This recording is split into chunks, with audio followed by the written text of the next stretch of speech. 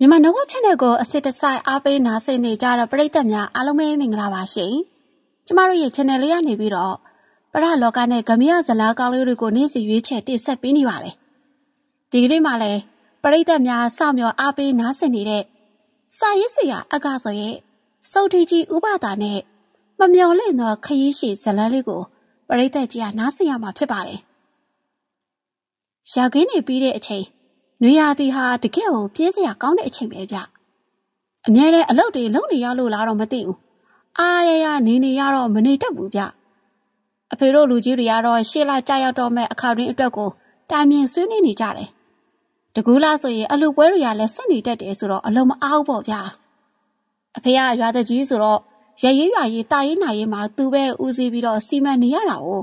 ။ကျုပ်လည်းပြေးရွာထဲသွားလိုက်အိမ်မှာစာဖတ်လိုက်နဲ့လုံနေနေညနေမိုးစုံချုပ်ကမှရေချိုးနေမိတယ်။ဒီအချိန်ချက်ရှိကိုလူလေးယောက်ရောက်လာခဲ့တယ်။အဲ့ဒီကလူလက်ပိုင်းတယောက်ကကျုပ်ကိုကြည့်ပြီးညီလေးအိမ်ထဲမှာတကြီးရှိလား။မရှိဘူးဗျ။ရွာထဲထွက်သွားတယ်ထင်တယ်။အဖေနဲ့တွေ့ချင်ခဏစောင့်လိုက်ပါ။ထမင်းစားချိန်နေပြီဆိုတော့အဖေပြန်လာပါလိမ့်မယ်။အားလုံးကယောက်ျားသားတွေကြီးပဲဗျ။တယောက်ကတော့အသက်40-50လောက်တော့ရှိမယ်။ကျန်တဲ့၃ယောက်ကတော့အသက်20ကျော်30အရွယ်တွေပဲဝေထားစားထားတာတွေရလဲကာကီရောင်အင်ကြီးတွေတုံးလေးစောင်းတဲ့အုတ်ထုပ်တွေပြီးတော့စစ်ပနက်တွေနဲ့ဆိုတော့ဒီလိုတွေကြည့်ရတာစစ်သားတွေလို့ဘာလို့ပဲဗျနောက်ဆုံးကတယောက်ကတော့တနက်ကြီးလွဲလို့ဗျဒါနဲ့ကျုပ်လည်းရေတောင်ဆက်မချိုးတော့ပဲနဲ့အဲ့ဒီလူတွေရဲ့အနောက်ကနေပြေးလိုက်လာခဲ့တယ်လေကားပေါ်ကနေလေကလေးတစ်ချင်းချင်းနဲ့ဆင်းလာတဲ့အကိုကြီးကဒီလူတွေကိုတွေ့တော့လှမ်းသွားတယ်ဗျလေကားပေါ်ပဲပြန်တက်ပြေးရတော့မလို့အောက်ပဲဆေးရောက်မလို့နဲ့ဖြစ်နေတယ်။ဒီလူတွေကအဖေထားလေးရှိတဲ့ခုံလေးမှာဝင်ထားလိုက်ကြတယ်။အငယ်မတွေဆိုရင်လည်းသူတို့အခန်းထဲကိုဝင်ပြေးတော့တာပဲ။ဟိုလူကတနက်ကြီးကင်ထားတယ်မဟုတ်လား။ကျုံမရေစိုးပစိုးကြီးနဲ့မိဖို့ချောင်းနဲ့ပြေးဝင်လိုက်ရတယ်။အမေပြဿနာတော့တက်ပြီဗျ။ဟဲ့အလက်ကဘာဖြစ်လာတာလဲ။အိမ်ထဲကိုတနက်ကင်ထားတဲ့လူတွေဝင်လာကြတယ်။ဟင်သူတို့ကဘယ်သူတွေလဲဘယ်ဝါတွေလဲမသိဘူးလေဗျာအဖေနဲ့တွေ့ချင်လို့တဲ့တောက်ကျိုးတော့နေပါပြီအလက်ကောင်ရဲ့တနက်တွေနဲ့ဆိုတော့မဟုတ်မှလွယ်ရောဓမြတွေများလားတလောကထောက်ရှာရိုးရွာတကြီးကဓမြကန်ရလူတွေကိုဖမ်းဆီးပြလိုက်တယ်ဆိုလို့ဓမြတွေကအိမ်ထိလာပြီးတနက်နဲ့ပြစ်တက်သွားတယ်မဟုတ်လားအမေရလဲဗျာအဖေကဓမြကန်ကိုဖမ်းပေးဘူးတာမှမဟုတ်တာဟဲ့အလက်ကောင်နေပထွေးဓမြတွေကလက်ရနေတာဟဲ့ငါတို့တော့ငါးပါးမောက်ပြီးနေတူပါတယ်အမေကလူကြီးပဲဗျာအမေထပ်တွေ့လိုက်ပေါ့အေးအိမ်ထဲအထိရောက်လာပြီးဆိုမှတော့လဲဘယ်တက်နိုင်မှမလဲသူတို့ပဲတောင်းပန်ကြည့်ရမှာပေါ့အမေကမိဖို့ကြောင့်နေရထွက်သွားတယ်ကျုပ်လည်းအမေနောက်ကနေကုတ်ချောင်းချောင်းနဲ့လိုက်လာခဲ့တယ်အကိုကြီးဆိုရင်လှေကားပေါ်မှာတင်ငုတ်တုတ်ထိုင်နေတယ်ဗျဟိုလူတွေကတော့အေးစစ်စစ်ပဲဇပွဲပေါ်တင်ထားတဲ့ရင်နွေးချမ်းအိုးရီကနေရင်နွေးတွေညှက်ပြီးတောက်နေကြတယ်ဟိုလီမောင်ရင်တို့ကဘာကိစ္စရှိလို့တကြီးနဲ့တွေ့ချင်ကြတာလဲကွအမေအတန်တွေကကြောက်စိတ်ကြောက်တုံတုံရင်ဖြစ်နေတယ်ကျွန်တော်တို့ကဘာသာရကပါတကြီးဥပမောင်နဲ့တွေ့ချင်လို့လာခဲ့တာပါအမေကမပြောမစွန်နဲ့မြေပြင်မှာဒူးထောက်ထိုင်ချပြီးတော့လက်အုပ်ချလိုက်တယ်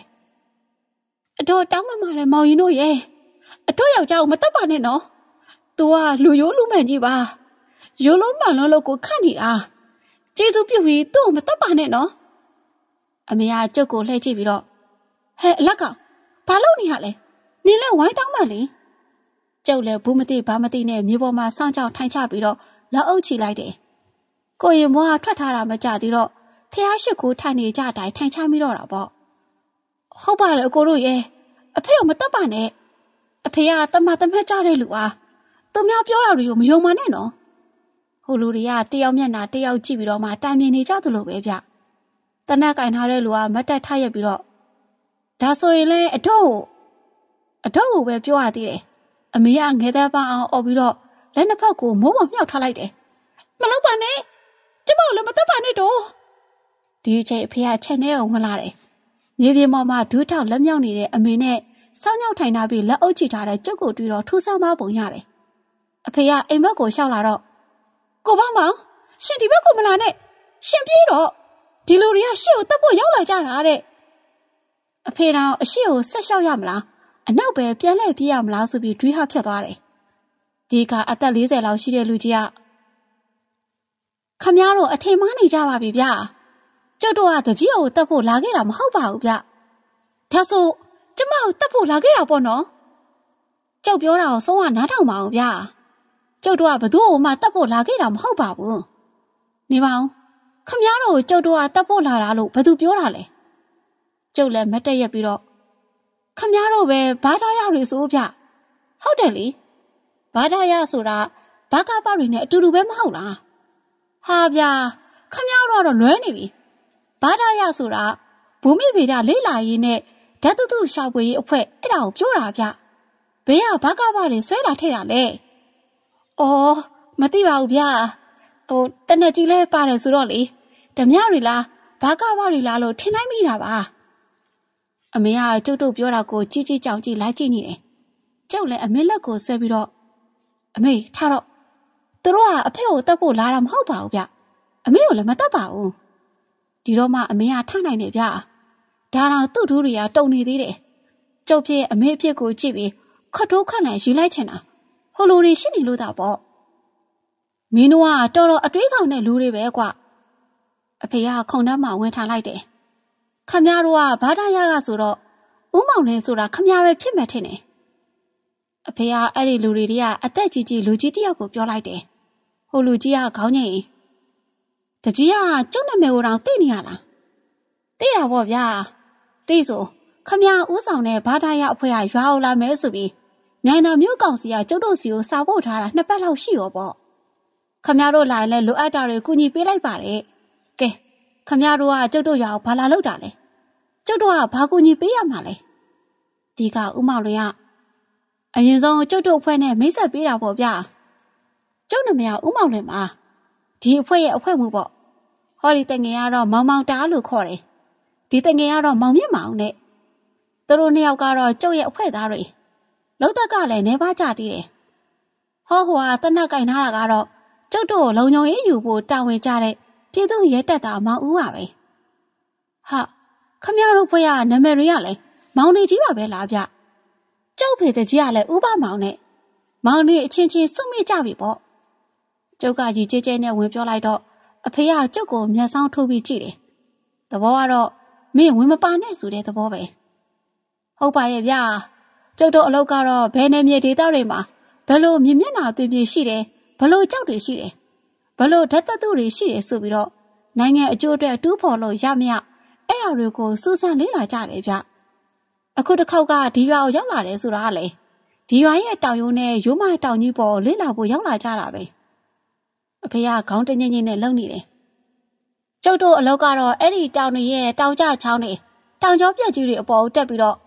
မြေကြီးနမူနာဓာတ်သတ္တုနမူနာတွေကိုပြောင်းလာဖို့ပဲဖြစ်ပါတယ်တကြီးဒါကြောင့်လေကျုပ်တို့မှာဒီနယ်ပတ်ဝေးချင်းကိုကျွဲကျင်ပြီးတော့ကြမ်းကြမ်းတက်တန်လောက်ကနိုင်တဲ့ဒေသခံယောက်ျားသား2ယောက်ကိုလိုတယ်ပြီးတော့နည်းနည်းပါးပါးမြေစမ်းကြည့်ဖို့အတွက်ရှေ့မီနောက်မီလူကြီးတယောက်လည်းလိုအပ်တယ်အဖေကစဉ်းစားနေတဲ့ပုံပဲဗျအလကတော့မခိုင်းပါဘူးဗျဒီလူတွေကိုကာလာပေါက်စီနဲ့နေစားကြီးတွက်ချက်ပြီးတော့လုပ်ငန်းသိမ်းတဲ့အခါရက်တွက်နဲ့ပြန်ရှင်းပေးမှာပါဒါဆိုလစာရမယ်ဆိုတဲ့သဘောပေါ့နော်အကိုကြီးကအဲ့လိုမေးပြီးလှေကားပေါ်ကနေပြေးဆင်းလာတယ်ဦးမောင်လွင်ကအကိုကြီးရဲ့အမေကိုခေါင်းငိမ့်ပြီးပြန်ပြေးတယ်အကိုကြီးကအဖေကိုကြည့်ပြီးတော့အဖေတားလိုက်သွားလိုက်မယ်ဗျာရွာမှာအလုံးမရှိမဲ့အတူတူသူတို့နဲ့လိုက်သွားခြင်းနေဗျလစာလည်းရတယ်လို့သူတို့စီကပညာလည်းရတာပေါ့အဖေကအကိုကြီးကိုတစ်ချက်ကြည့်ပြီးတော့ဦးမောင်လွင်တို့အလုံးနဲ့ကြောက်သားနဲ့ကြိုက်ပါမလားရပါတယ်တကြီးသူကလည်းအရွယ်ကောင်းလုံနိုင်ကိုင်နိုင်တဲ့အရွယ်ဆိုတော့အဆင်ပြေပါတယ်ဒါပေမဲ့နယ်မြေကျွမ်းကျင်မှုရှိပါမလားနယ်မြေကျွမ်းတာကတော့ပြောမနေပါနဲ့ဗျာကျုပ်ကမိုးစိုးတပိုင်းဖြစ်နေပြီဗျအဲ့ဒီတောင်ရိုးတွေရိုးမတောင်ကြီးတွေဆိုတာဟိုသားကောင်ပြက်ဒီသားကောင်ပြက်လိုက်နဲ့အိမ်ဦးနဲ့ကျဲမြူလို့ဖြစ်နေပါပြီဗျာညဘက်အလေးရမပါပဲသွားရင်တော့မှလမ်းမမှာမဟုတ်ဘူးအကိုကြီးကသူ့ကိုယ်သူကြော်ညာဝင်လိုက်တယ်အကိုကြီးရဲ့စကားမှာဟိုလူကြီးတွေနေမျောသွားတဲ့ပုံပဲဒါဆိုရင်တော့အဆင်ပြေတယ်ဗျနောက်ထပ်လူငယ်တယောက်လောက်ထက်ရှာရမယ်ဒီကအကိုကြီးကကျုပ်ကိုလှမ်းဆဲပြီးတော့ရှာမနေပါနဲ့ဗျာဟောဒီမှာအလက်ကောင်ရှိတယ်ကျုပ်ကမစီမဆိုင်ဘူးမသိဘာမသိဖြစ်နေတယ်ဗျအကိုကြီး ကျုပ်ကလိုက်လို့ရရဲ့လားဦးမောင်လွင်ကကျုပ်ကိုကြည့်ပြီးတော့ဒီကောင်လေးကငယ်သေးသလားလို့ပြီးတော့လုံနိုင်မှာမလားမပူပါနဲ့ဗျာ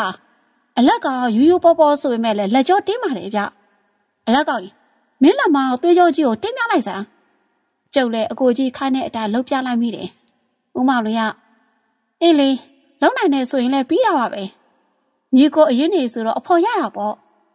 ပြီးတော့တကြီးရဲ့သားတွေဆိုတော့လေတခြားလူတွေထက်ဆိုင်စိတ်ချရတာပေါ့ဗျာဒါနဲ့တကြီးသူတို့ခေါ်သွားဖို့တကြီးခွင့်ပြုပါတယ်နော်ခွင့်ပြုပါတယ်ဗျာဒါဆိုရင်တော့သူတို့နှစ်ယောက်ကိုထိမ့်မှုရဲ့ဒီကတောအကြောင်းတောင်အကြောင်းတွေကိုတည်တဲ့ရှစ်မီနောက်မီလူကြီးတယောက်လောက်ပဲလို့တော့တယ်ဒါတော့ဥပဒါကြီးနဲ့ဆိုရင်ကွက်တိပဲဗျကျုပ်ကကြားဖြတ်ပြီးပြောလိုက်မိတယ်ဦးမောင်လည်းအဖေကိုကြည့်ပြီးတော့တကြီးသူပြောတဲ့ဥပဒါဆိုလားအဲ့ဒီလူကကျုပ်တို့ပြောတဲ့လိုအပ်ချက်တွေနဲ့ကိုက်ညီလားအဖေကမေးစိတ်ကိုပုတ်နေခေါင်းညှိလိုက်တယ်ဥပဒါဒေသန္တရဘဟုတုတလည်းရှိတဲ့အပြင်အရင်ကတက်ထဲမှာလည်းအလုံးလုံးပူးတယ်ဆိုတော့သူနဲ့ဆိုရင်တော့အဆင်ပြေမှာပါဒါဆိုရင်တော့တကြီးပဲသူ့ကိုခေါ်ပြီးပြောပြပါပြီးတော့ရိတ်ခါလည်းနည်းနည်းဝဲချင်တယ်ရိတ်ခါအတွက်ကတော့မဝဲပါနဲ့ကျုပ်တို့ရွာပဲစီစဉ်ပေးလိုက်ပါမယ်ကဲအလက်ကောင်ဥပဒါကြီးကိုသွားခေါ်စမ်းကွာကျုပ်ဥပဒါကိုပြေးခေါ်ရတယ်ဥပဒါနဲ့အဖေတို့စကားပြောပြီးတော့ဥပဒါချက်ချင်းပဲခေါင်းညှိလိုက်တယ်တိုင်းပြည်အကျိုးအတွက်ပဲကိုညီရမှာပေါ့တကြီးရဲ့ဒါဆိုခမရတို့ရဲ့မောင်အဖွဲ့ထဲမှာကျုပ်တို့မောင်တွေကလည်းထပ်ပေါင်းမိတာပေါ့ဗျာကျုပ်နဲ့မရတော့ထွေးမောင်လူတွေကတော့အကြီးကောင်လို့ခေါ်တယ်ဟောတာတော့အလက်ကောင်ခင်မောင်ပေါ့ဗျကျုပ်ဖြစ်ပြောလိုက်တာမှအတိုင်းထက်လုံးမှာပဲဥပဒါကြီးနဲ့အတူတူခီးမသွားတာကြာပြီမဟုတ်လားဒီလူတွေတဲလာတဲ့ပစ္စည်းတွေကလည်းမနှဲဘူးဗျအဲ့ရကင်းလို့မွေးရကဖြစ်ကြီးတွေလည်းပါတယ်ကျုံနဲ့အကိုကြီးကတော့သူတို့တဲလာတဲ့ပစ္စည်းတွေကိုချင်းကြီးတွေထဲမှာထည့်ပြီးတော့ထားရတယ်ရေခါအတွက်ကတော့ဆက်နဲ့ကလပ်ပဲလောက်ပဲယူတယ်သူတို့စီမှာစစ်တုပ်ဘူးတွေစားစရာတွေအစုံပါတယ်ဆိုပဲဗျချင်းကြီးနှစ်ချို့ကိုရှင်ပြီးချထားတယ်တချင်းထဲမှာတော့ရိတ်ခါဆက်အိပ်ပဲအိတ်နဲ့ပြည့်နေနေတယ်နောက်တစ်ချင်းကတော့ဖြင်းစကြီးတွေစောင်းလုံးဟာတွေပဲပါတယ်အကိုကြီးကလူလဲဗျသူကပေါ့တဲ့ချင်းနောက်ကိုယူပြီးတော့ကျုပ်ကိုကြတော့ရိတ်ခါချင်းကြီးကိုထမ်းခိုင်းတယ်နောက်တနေ့မနေ့နေမတက်ခင်ပါပဲကျုပ်တို့ဆောက်ထွက်လာခဲ့တယ်ဥပဒါတော့ထုံးစံအတိုင်းပဲသူ့လွယ်အိတ်ကြီးကိုလွယ်ပြီးတော့ကိုယ့်အိတ်ကြီးကိုပိုက်လို့ပေါ့လွယ်အိတ်ကလည်းဘာတွေထည့်ထားသလဲတော့မသိဘူးခေါင်းညွန့်လို့ပူဖောင်းလို့ဗျအရင်ဆုံးတောင်ရုံးလေးစီကိုသွားပြီးတော့တောင်ရုံးအောက်ဘက်ကဆန်းချောင်းလေးအတိုင်းလမ်းလျှောက်လာခဲ့ကြတယ်ဒီဆန်းချောင်းလေးကဟိုရိုးမတောင်ကြီးပေါ်ကနေမြဖြားခံပြီးစီးဆင်းလာတဲ့တောင်ကျချောင်းလေးပေါ့ဗျာချောင်းရည်တွေကတော့ခန်းကုန်ပြီဟိုနားရည်တကွက်ဒီနောက်မှာရည်တကွက်လောက်ပဲကျန်တော့တာဗျအရှိရလူတွေကတော့ဟိုကြည့်ဒီကြည့်ဟိုချောင်းကမ်းမကြောက်ကိုတူးကြည့်လိုက်ဒီကြောက်ကိုဖဲ့ကြည့်လိုက်နဲ့ဘာတွေလုပ်နေမှလည်းမသိဘူးဦးမောင်လွင်ကတော့သူ့တပည့်နှစ်ယောက်ကိုကြောက်အကြောင်းတွေကိုရှင်းပြပြောပြနေပေါ့ဗျာကျုပ်တို့ကတော့နားမလည်ပါဘူးနေ့လယ်လောက်ရောက်တော့6နှစ်ရကြောက်တုံးကြီးတစ်ခုပေါ်မှာပဲစခန်းချပြီးတော့ရွာကထက်လာတဲ့ထမင်းတုပ်တွေကိုဖြီးစားလိုက်ကြတယ်ဦးမောင်လွင်ကထမင်းဆိုင်နဲ့ငါတို့ဟိုချောင်းထိပ်ဘက်ထီကိုသွားမယ်ကွာအဲ့ဒီမှာနမူနာတွေရတော့မှ6ရိုးအတိုင်းပြန်ဆင်းလာကြမယ်ရွာနဲ့နီးတဲ့နေရာတွေကိုတော့နောက်မှပဲသွားမယ်ဒီကနေနမူနာတွေယူသွားပြီးဟို6ရိုးထိပ်ဘက်ရောက်ရင်တော့ငါတို့လေးနေမယ်ကွာဆရာကြီးပြောတာတော့ဟုတ်တယ်ဗျလမ်းမှာတွေ့တဲ့ကြောက်သားနမူနာတွေကိုမှတ်သားထားခဲ့ကြမယ်လေဦးမောင်လွင်ကဥပဒါကိုကြည့်နေအဘကြီးဒီချောင်းကတော်တော်ရှိသလားဗျဥပဒါပါဇက်ထဲကထမင်းလုတ်ကိုမျိုးချရင်နဲ့ရှိတာမှတော်တော်ရှိတာဒီချောင်းရိုးရဲ့အထက်ပိုင်းကဘယ်သူမှမရောက်ဘူးကြအောင်ဒီချောင်းရိုးဘယ်ကဆက်လာတယ်လဲဆိုတော့ကိုတော့မှဘယ်သူမှမသိကြဘူးဒီချောင်းရိုးကတောင်မကြီးပေါ်ကနေဆင်းလာတဲ့တောင်ကျချောင်းတစ်ခုပဲ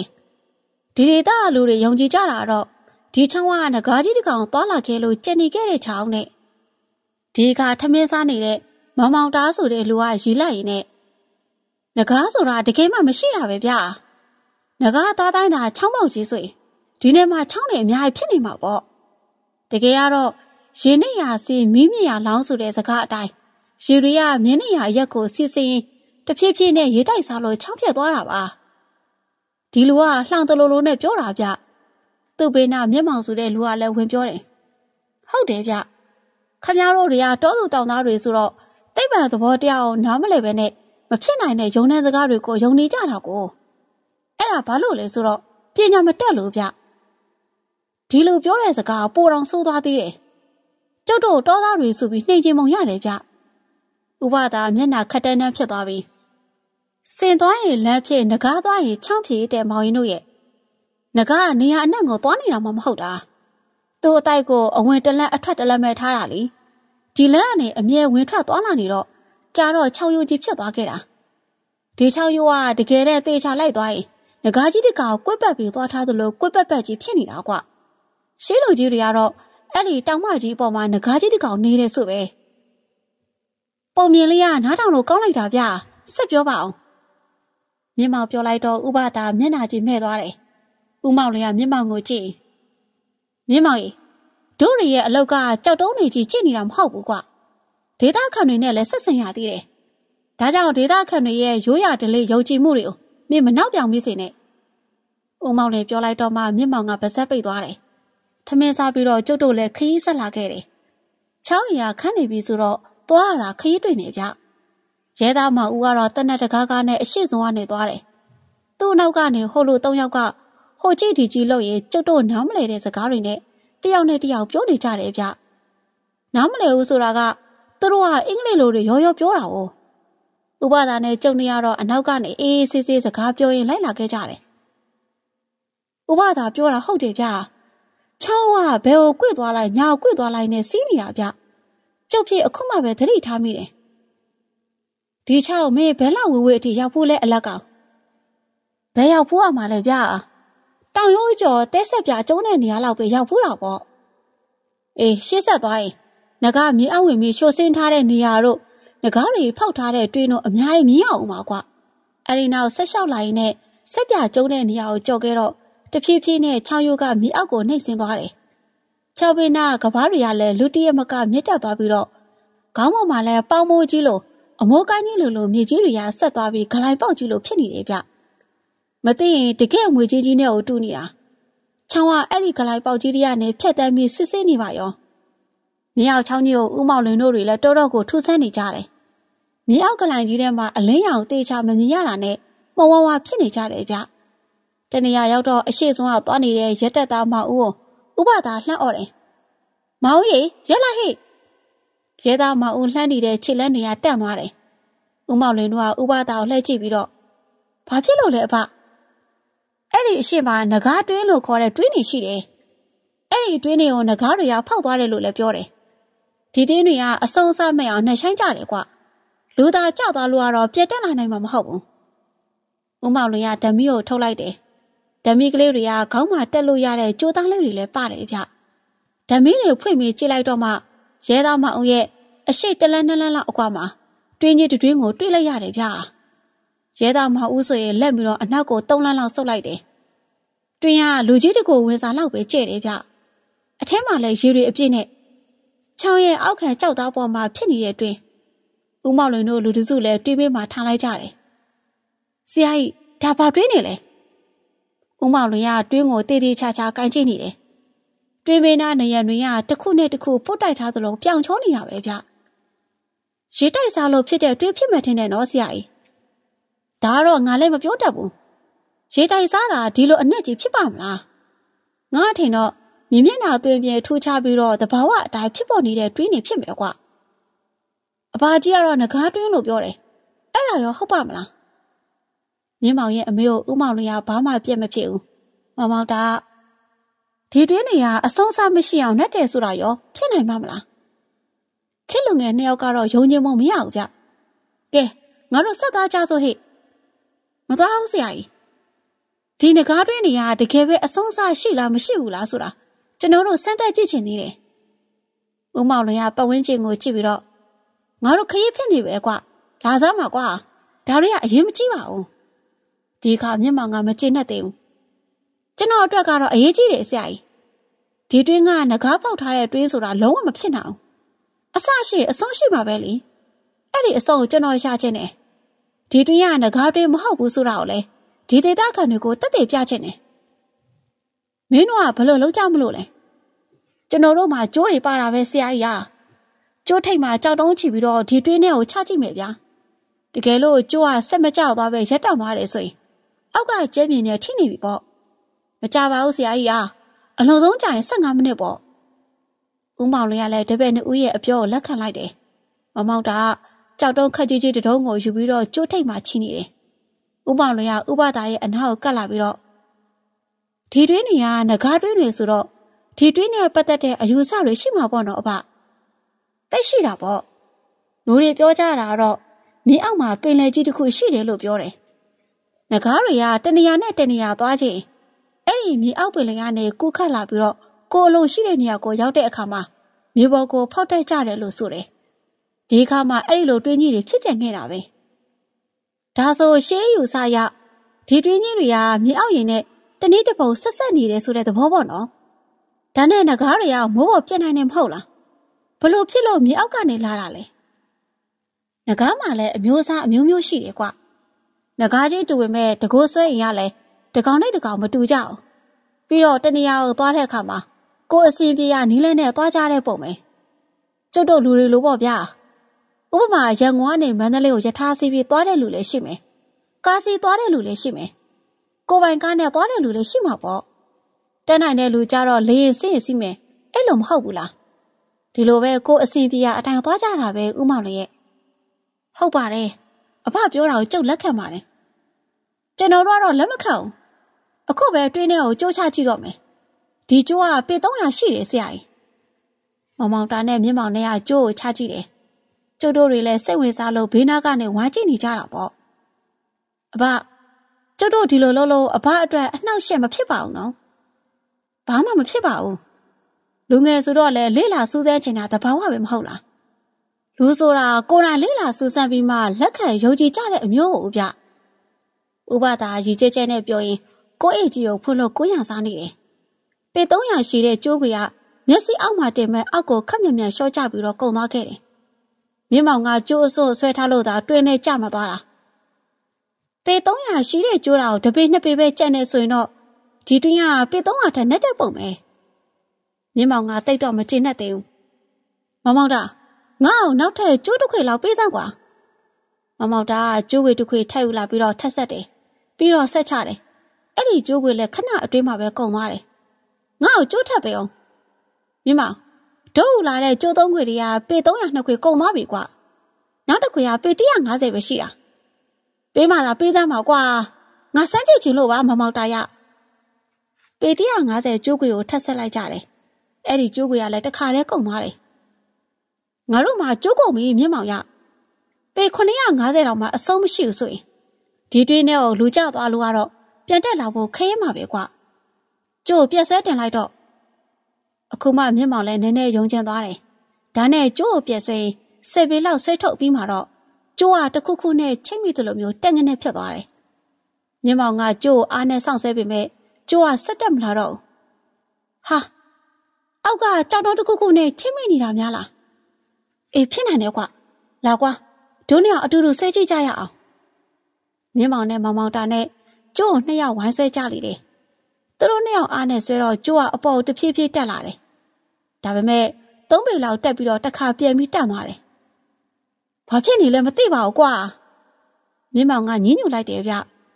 ဥပဒါသူတို့2ယောက်ကိုကြည့်ပြီးမျက်လုံးပြူမျက်စံပြူနဲ့ဟေးမင်းတို့ကျိုးလက်လွတ်လိုက်ကြတော့အဲ့ဒါအောက်ကငကားကြီးကဆွဲနေတာကွာဟာဗျာကျိုးဆွဲမရပါဘူးဆိုနေမှအဘာကြီးကတမောက်ငကားဆွဲတာဖြစ်နိုင်မှာမလားဗျကျိုးထိတ်ကကြောက်တုံးနဲ့တွင်းအောက်ကတခုခုနဲ့ညှိနေတာပဲဖြစ်မှာမြင်းမောင်နဲ့မောင်မောင်တာဝိုင်းဆွဲကြတယ်ရဲသားမောင်ဦးကပါတနက်ကိုဘေးနားမှာချပြီးတော့3ယောက်သားဝိုင်းဆွဲတယ်ကျိုးကအပေါ်တက်လာလိုက်ပြန်ပြီးဆင်းသွားလိုက်နဲ့သူတို့ကိုကြည့်ရတာလွန်ဆွဲပွဲတစ်ခုနဲ့အောင်ဆင်းတူနေတယ်ဥပဒါခေါင်းခိုင်မဟုတ်သေးဘူးအောက်မှာတခုခုနဲ့ညှိနေတာလုံးဝမဟုတ်ဘူးဒီလိုညှိနေတာဆိုရင်ကျိုးကတက်လိုက်ဆင်းလိုက်ဖြစ်နေပါမလားကွာဥပဒါပြောလို့တော့မဆုံးသေးဘူးကျိုးကတစ်ချက်တင်းမှပြီးတော့ဝုန်းကနေစောင့်ဆွဲသူလိုဖြစ်သွားတယ်ဗျကျိုးဝိုင်းဆွဲနေတဲ့ယောက်ျားသား3ယောက်စလုံးအရှိကိုအားလုံးပြီးလဲကျသွားကတွင်းထဲကိုရှော့ကျသွားခဲ့တယ်ဗျအကိုကြီးကပြေးခုံပြီးကျိုးစားကိုဆွဲထားလိုက်တယ်အကိုကြီးဆွဲတော့ကျိုးစားနည်းနည်းတက်သွားတယ်ဆိုပေမဲ့ထပ်ပြီးဆွဲနေတော့မယ်ကျုပ်လည်းအမြန်ပြေးသွားလိုက်ပြီးတော့ကျိုးကိုစောင့်ဆွဲလိုက်တယ်အနားမှာကြောက်ထက်ကြီးတစ်ခုရှိနေတာကြောင့်အဲ့ဒီကြောက်ထက်ကိုချစ်ကုံပြီးအသက်ကိုပြန်ဆောင်ဆွဲရတယ်ဗျယောက်ျားသား9ယောက်ဆွဲတာတောင်မှကျိုးကပြတ်တက်မလာတဲ့ပြင်အောက်ကိုတဝုံဝုံနဲ့စောင့်ဆွဲနေတာဗျ ဒီချိန်ဦးမောင်လင်းကပြေးလာပြီးတော့သူ့ရဲ့တောခုတ်ဓာတ်နဲ့ကျိုးစားကိုခောက်ပြက်လိုက်တော့မှပဲကျိုးကထောင်းကနေပြက်ပြီးသူတို့တွေအကောလုံးအနောက်ကိုဖိနှံရက်သားလဲကျသွားခဲ့တယ်မြင်းမောင်နဲ့မောင်မောင်တာဆိုရင်လက်တွေပူမိနေရင်းနေရပဲသူတို့လည်းတော်တော်ကိုထိတ်လန့်သွားကြတယ်မင်းတို့ယုံပြီးမဟုတ်လားကွဒီတွင်းနေရဲ့အောက်မှာငကားတွေရှိတယ်ဆိုတာမောင်မောင်တာကခေါင်းချင်းလိုက်တယ်ထူးဆန်းနေဗျာတကယ်ကိုထူးဆန်းတာဟုတ်တယ်ဒီတွင်းနေကဒီအနာလူတွေအကုန်လုံးကငကားတွင်းဆိုပြီးယုံကြည်ထားကြတာရေဘဲလောက်ရှာရှာဒီတွင်းနေတီးကရေုံမသုံးကြအောင်ဒီတွင်းနေရဲ့အနီးမှာကြည်ကြည်ကျင်ငယ်မစွန့်ဘူးမဟုတ်တဲ့စကားတွေမပြောကြအောင်ဥပဒါပြောတော့မှကြုတ်တောင်လှန့်သွားတယ်ကဲမြင့်မောင်တို့မမောင်တာတို့ထားတော့ကွာငါတို့လာတဲ့ကိစ္စကိုပဲအာရုံစိုက်ကြညမိုးမချုပ်ခင်ငါတို့ဒီချောင်းရဲ့အဖျားဘက်ကိုရောက်အောင်သွားကြရမယ်ကွဦးမောင်လင်းကအရှိရနဲ့ဆက်သွားတယ်ဒီကလိုင်ကြီးအောက်မှာငကားတွင်းနဲ့3-4တွင်းလောက်ထပ်တွေ့ရသေးတယ်ဦးမောင်လင်းအနောက်ကရဲသားမအောင်လိုက်လာတယ်ပြီးတော့ဥပဒါနဲ့ကျုပ်တို့ညီကိုလိုက်လာခဲ့ကြတယ်မြင့်မောင်နဲ့မောင်မောင်တာကတော့သူတို့ရဲ့အထုပ်ပိုးတွေကိုပြန်ကောက်ပြီးတော့နောက်ဆုံးကနေလိုက်လာခဲ့တယ်ကလိုင်ကြီးလေးကနဲ့10မိနစ်လောက်ကြာအောင်ရှောက်တော့မှအပြင်ကိုပြောင်းလာခဲ့တော့တယ်ဗျဆက်သွားကြတဲ့တဖြည်းဖြည်းနဲ့တောတောင်ထူထပ်လာတယ်ချောင်းရုပ်ကလည်းရှောက်နေရင်းနဲ့ကိုတဖြည်းဖြည်းမြင့်တက်သွားတယ်ချောင်းဘေးကကဘာတွေကလည်းလူတစ်ရက်ကျော်2ရက်နေပါဖြစ်ကုန်တယ်ဗျဦးမောင်လင်ကတော့ထုံးစံအတိုင်းပေါ့ဗျာချောင်းရုပ်အတိုင်းသွားရင်တခါတခါချောင်းကျန်းပြင်ကကြောက်တုံးတွေကိုကြည့်လိုက်တခါတခါကြတော့လေချောင်းကဘာကြောက်သားတွေကိုကြည့်လိုက်နဲ့ခရီးဆက်ခဲ့ကြတယ်ညနေနေဝင်သွားတဲ့အခါမှာတော့ချောင်းရုပ်ကြီးထဲမှာပဲစခန်းချလိုက်တယ်နွေရာသီမှာချောင်းအရာဆက်မစင်းတော့ဘူးဆိုတော့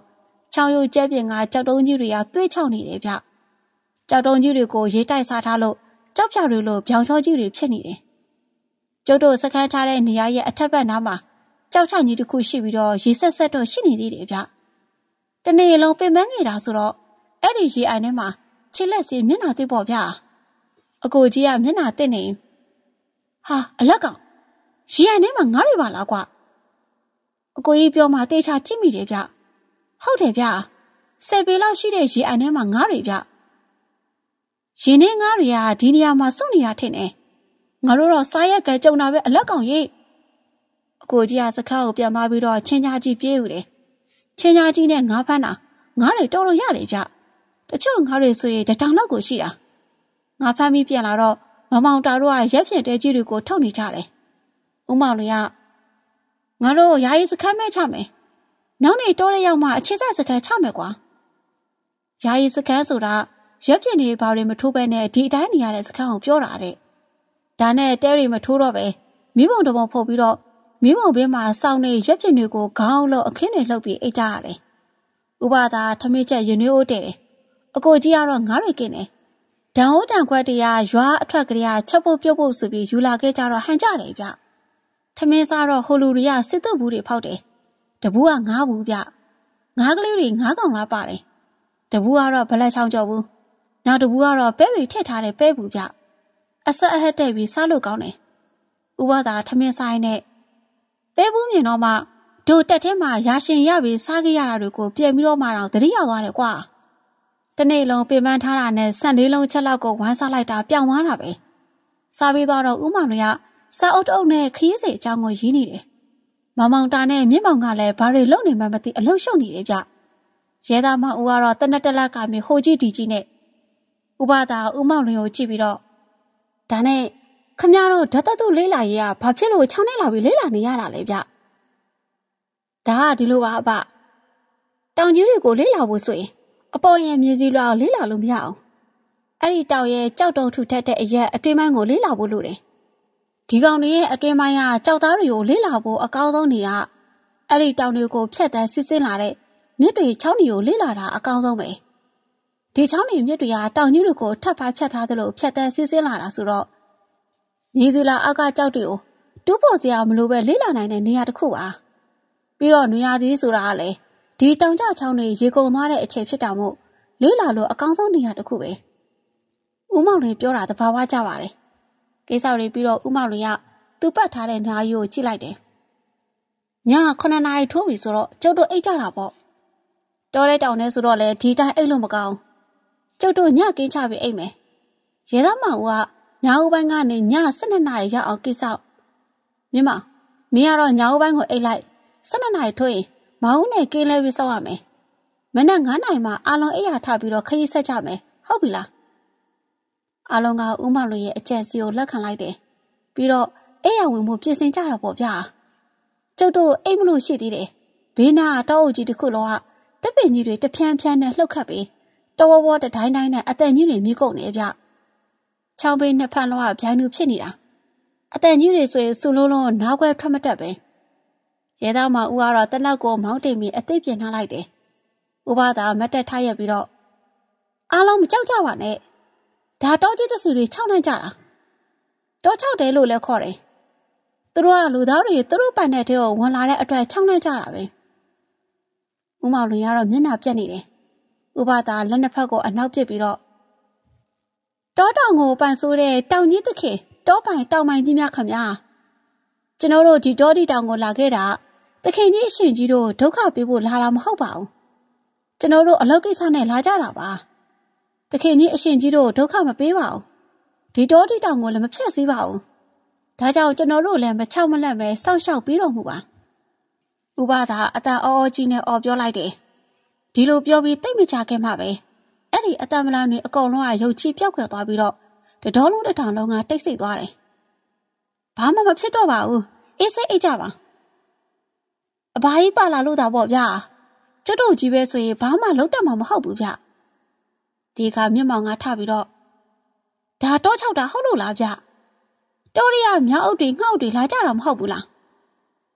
ဥပဒါဘာမှတော့ပြည့်မပြောဘူးဦးမောင်လည်းရထပြီးတော့ဟဲ့မြင့်မောင်အပေါ်တွေပြောမနေနဲ့အိတ်တော့ကွာဦးမောင်လည်းဟန်လိုက်မှမြင့်မောင်ကပြန်လဲအိတ်သွားတယ်အကိုကြီးကိုကြည့်လိုက်တော့ဖြင်းစားလိတ်ကြီးကိုခေါင်းအုံမီအိတ်နေတာများတခေါက်ခေါနဲ့ပဲဗျကျုပ်လည်းအကိုကြီးရဲ့ဘေးမှာအိတ်လိုက်တယ်ဥပဒါကျုပ်ဘေးမှာအိတ်တယ်ဗျအိတ်နေနဲ့တေးလောက်လေးရရောမြေကြီးပေါ်ကနေပွတ်တိုက်ပြီးလာနေတဲ့အတန်ကိုကြားလိုက်ရတယ်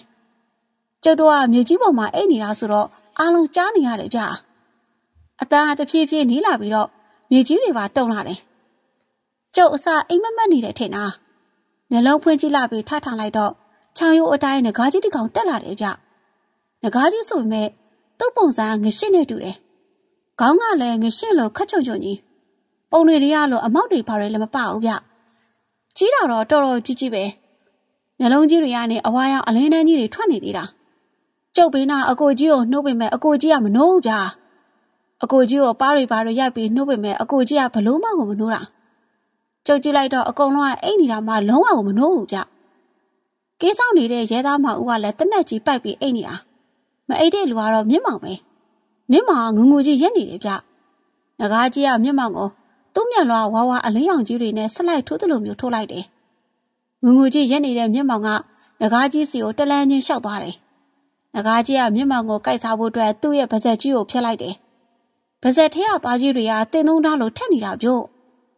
ငကားကြီးကမြင့်မောင်ကိုလှမ်းဟပ်ထက်လိုက်တာဗျဒီအချိန်ငကားကြီးရဲ့ခေါင်းကိုအနီရောင်အလင်းကြီးတစ်ခုထိပြီးတော့ငကားကြီးကတစ်ချက်တုံသွားတယ်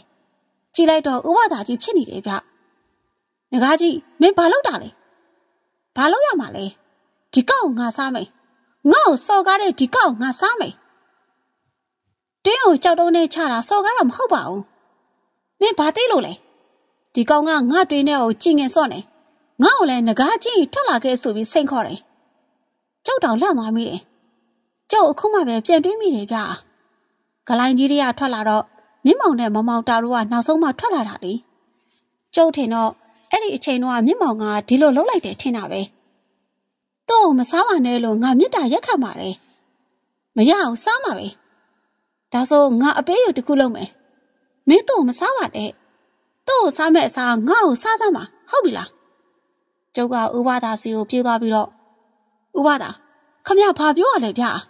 ဥပဒါတေးလို့မဖြစ်ဘူးလေဥပဒါကျုပ်ရဲ့ရင်မက်ကိုတုံးလုံးလိုက်တယ်ဒီအချိန်မှာငကားကြီးကဥပဒါကိုတစ်ချက်ဟတ်ထည့်လိုက်ပြီးတော့ပါဇက်ထဲကိုဆွဲသွင်းလိုက်လေတယ်ပါဇက်ထဲရောက်တော့3-4ချက်လောက်ဝါထည့်လိုက်တာသွေးတွေဆိုတာရေပုံးနဲ့ပတ်လိုက်တယ်လို့မြေပေါ်ကိုစီးကျလာခဲ့တယ်ငကားကြီးကကျင်းနဲ့သွားတဲ့ပုံစံနဲ့တစ်ဖက်ကိုလှည့်ထွက်ဖို့လုံနေတဲ့အခါမှာတော့ခေါင်းကတဖြည်းဖြည်းခါရမ်းသွားလေတယ်နောက်တော့ဘယ်ဘက်ကိုရမ်းလိုက်ညာဘက်ကိုရမ်းလိုက်နဲ့အမှုသမားလိုဖြစ်နေတယ်ငကားကြီးကချောင်းကဘာနဲ့ဘေးကကြောက်တုံးကြီးတွေနဲ့သူ့ခေါင်းကိုသူ့ပြည့်ပြည့်ရိုက်တာတဘုံဘုံနေဗျင ငကားကြီးကလက်ချောင်းနဲ့တခုခုနေနေတယ်လို့တခွိခွိနဲ့ဖြတ်သွားပြီးတော့ဝေါ်ကနေထုတ်အပ်လိုက်တာဥပဒါကြီးကပါဇက်ထဲကနေပြန်ထွက်လာတယ်ဗျသွေးတွေကငကားကြီးရဲ့ပါဇက်ထဲကနေစီးကြလို့ဗျဥပဒါတကောလုံးလည်းအကြည့်အချဲတွေနဲ့ပြည့်နေနေတယ်ဟဲ့အောင်ငကားမင်းငါ့ကိုစားချင်တယ်ဆိုစားစမ်းပါလာပြီးစားစမ်းပါကွာငကားကြီးကဥပဒါကိုတစ်ချက်ကြည့်ပြီးတော့6ရုပ်အတိုင်းတဝဝနဲ့ဆင်းချသွားပါလေရောဥပဒါအကြည့်အချဲတွေကိုလက်နဲ့ပုတ်တက်ချနေတယ်ဒီကောင်ကိုကြည့်ရတာငကားတွင်းကိုသေးသွားပန်းတဲ့ပုံပဲကွမှန်တာပေါ့ဥပဒါရငကားကိုမယုံဘူးဆိုတဲ့ကောင်ငကားကြီးနဲ့ပတ်ပြီးတွေ့စေချင်တယ်ဗျမလုံစမ်းပါနဲ့အလက်ကောင်ရသူတို့ကတာဝန်နဲ့လာတာကွ